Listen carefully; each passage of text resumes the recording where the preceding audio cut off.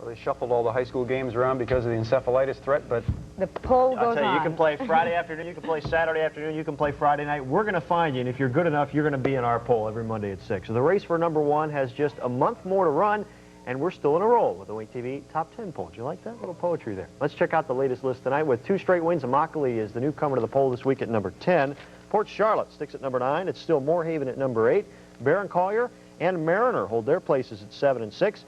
But the top 5 was shaken up when Charlotte beat Lemon Bay on Saturday, so the Manta Rays fall from 3rd to 5th, moving up a spot. Fort Myers to number 4. Former number 1 Charlotte climbs to number 3, and the only 2 undefeated teams left in Southwest Florida. Bishop Verot is number 2, and at number 1 for the 3rd straight week, the Clewiston Tigers. And our player of the week is Mariner running back Greg Thomas, who ran for a career-high 231 yards and 4 touchdowns in a big 46-14 Triton win over Lely. Well, Virginia is still number 1 in the college rankings. The latest AP poll just came out a couple of minutes ago. Auburn is now number 2. Notre Dame is 3rd. Tennessee dropped 8 spots from 3rd all the way down to 11. And Miami dropped from 2nd to 7th after losing to the Irish. Florida State is 12th after losing to Auburn. And the Florida Gators are 14th this time around. Well, the Tampa Bay Bucks really let one get away yesterday in Tampa. Tied 10-10 with the Cowboys in the 4th. Chris Chandler hit Willie Drury with a great 7-yard touchdown pass. But Buck fans just could not believe it when they heard a false start penalty and Paul Gruber took it away. They settled for a field goal. But Troy Aikman wouldn't settle for anything less than the win. He took the Cowboys 80 yards in a minute and a half. Michael Irvin caught the game winner right in front of us in the end zone.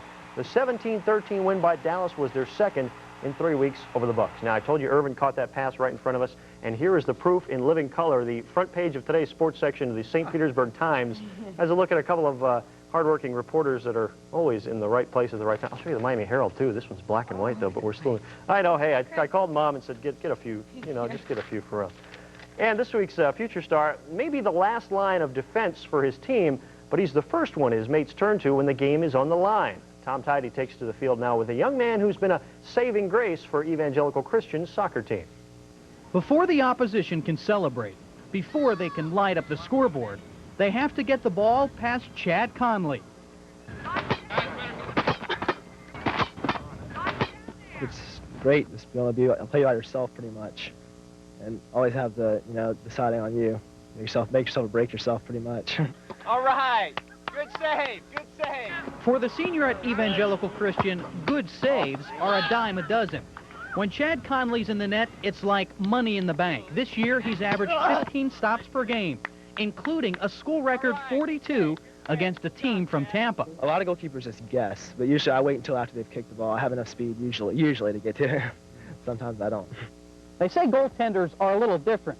Take a look at this shirt. You can see Chad is no exception. On game day, he loves standing here in the crease, trying to stop shots that are going over 60 miles an hour.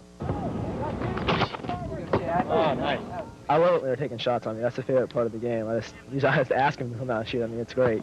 But I'm just trying to think, what I can keep out of that goal for that game. It takes a special breed, especially when center forward has a breakaway and it's coming right at you at full throttle, and you have to go challenge the ball. So it does take some aggression and some determination to go after the ball. It also takes someone aggressive and very determined to score on Chad Conley. In Fort Myers, Tom Tidy, Wink Sports.